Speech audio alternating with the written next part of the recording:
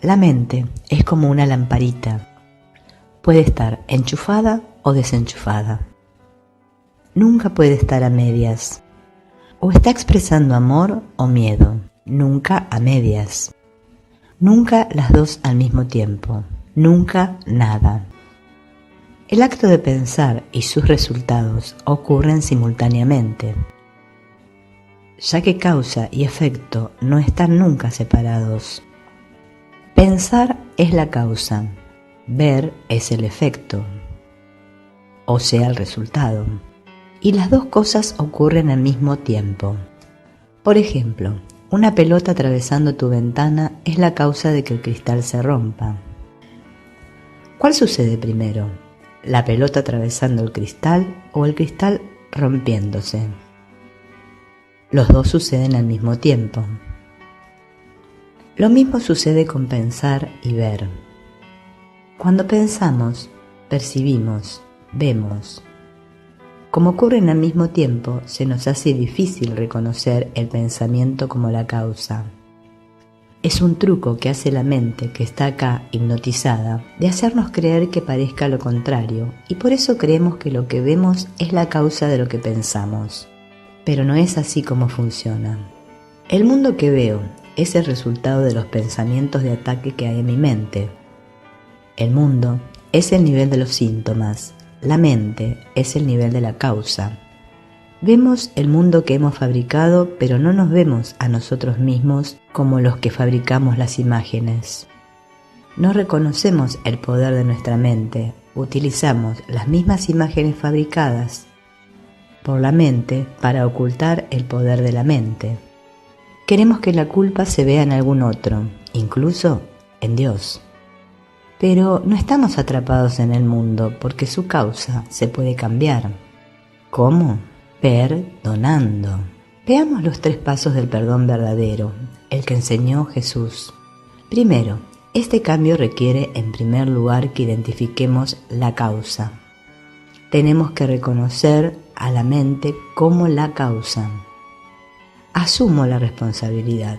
El conflicto está en mi mente. 2. Habiendo reconocido a la mente como la causa, tenemos que elegir cambiar nuestra mente, nuestros pensamientos acerca del mundo.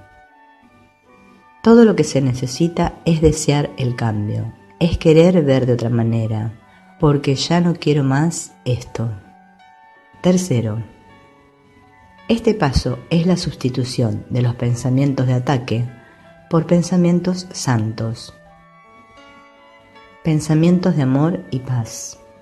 Los primeros 2 pasos requieren tu cooperación. El paso final, no. Este simplemente sucede.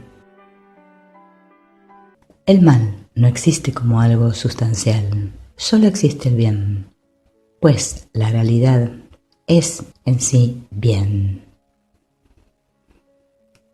Pero cuando en vez de vivir este bien en directo, lo comparamos con otro modo de bien, surgen las interpretaciones. Y así, en lugar de vivir las cosas tal como son, las vivimos tal como quisiéramos que fueran.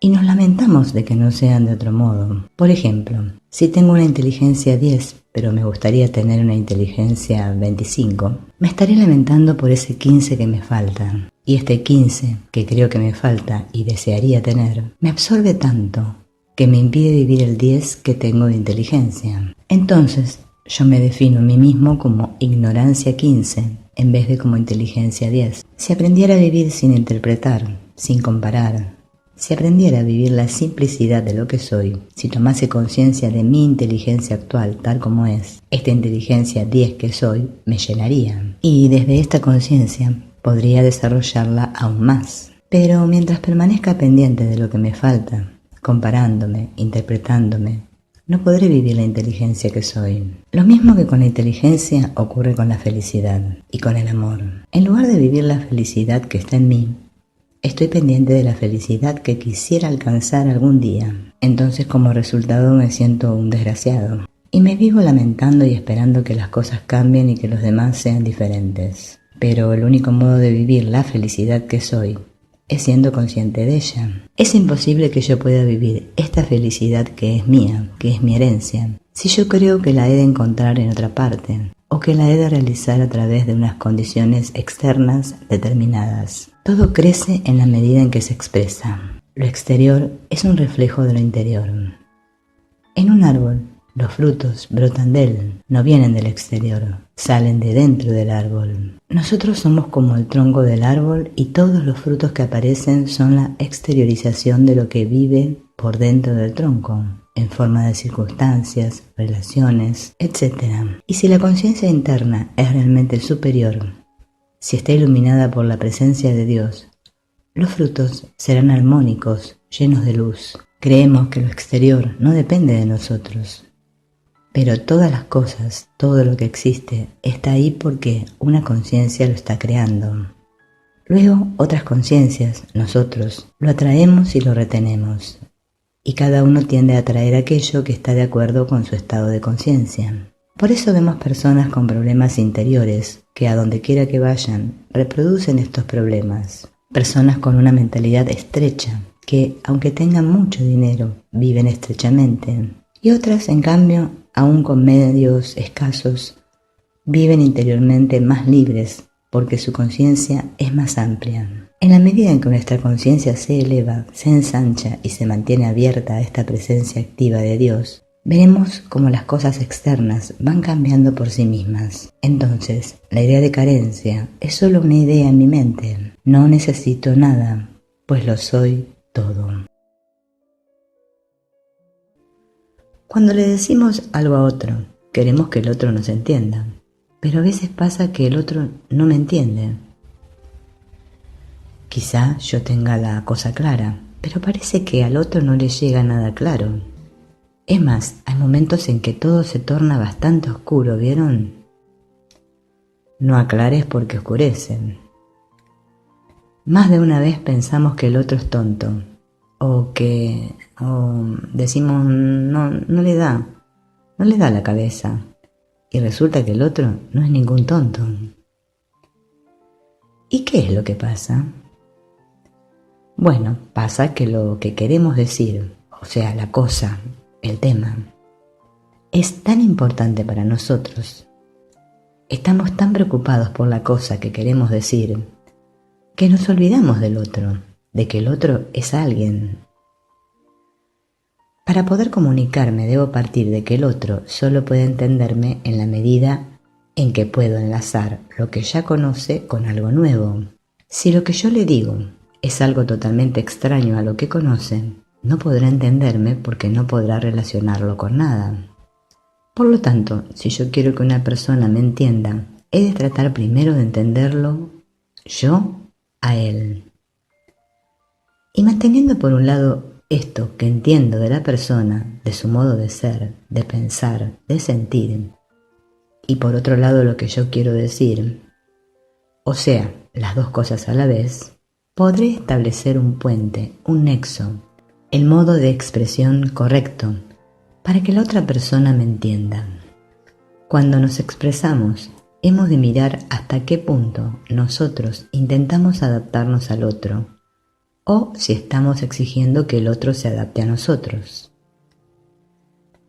Si cuando hablamos con el otro nos entiende, es que conseguimos esta adaptación.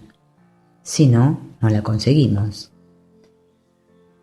De dos personas que hablan, siempre la más inteligente es la que primero se adapta al modo de ser del otro. No hemos de perder la atención a la presencia del otro. En la medida en que yo viva mi propia conciencia profunda y al mismo tiempo me dé cuenta de que la otra persona es eso mismo que yo, me expresaré más fácilmente y lo que diga será comprensible y aceptable para la otra persona. Por eso yo he de mantener este estado interior, esta conciencia de sintonía, mientras hablo, y esto dará calor a mi expresión. Todos al hablar tenemos razón, aunque a veces nos parezca que lo que dice el otro es un disparate. Pues desde un punto de vista puede parecerlo, pero desde otro punto de vista no lo es. Para poder llegar a una relación armónica, yo he de poder situarme en el punto de vista del otro y a la vez en el mío. Hemos de aprender a descubrir que las personas, cuando hablan, generalmente no quieren decir lo que dicen. Lo que el otro dice es solo una minúscula parte de lo que quiere decir. La persona cuando habla no solo está comunicando unas ideas, sino que se está comunicando toda ella, con todo su modo de ser y estar. Ella está comunicando sus problemas, sus necesidades, sus miedos, y la frase que dice o defiende es solo un símbolo de algo mucho más profundo. Y cuando nosotros nos contentamos con tomar de sus palabras solo el sentido intelectual de ellas, el otro no se siente contestado, pues no hemos contestado a la persona, sino a una frase o a una idea. Contestar al otro requiere que yo esté atento a la persona, sin separar nunca a la persona de las palabras que está pronunciando, y darme cuenta de lo que hay detrás de lo que quiere comunicarme. Entonces descubriré el verdadero significado, la verdadera intencionalidad. El problema está en que el otro espera su afirmación y yo también espero la mía. Pero cuando yo no espero mi afirmación, mi aprobación, es cuando puedo ayudar y atender a esa demanda, a lo que el otro realmente me está diciendo, sin ningún esfuerzo. Entonces me comunicaré en presente con el otro. Dejaré a un lado su pasado, todos los juicios que le he puesto. Lo veré tal como es y lo entenderé.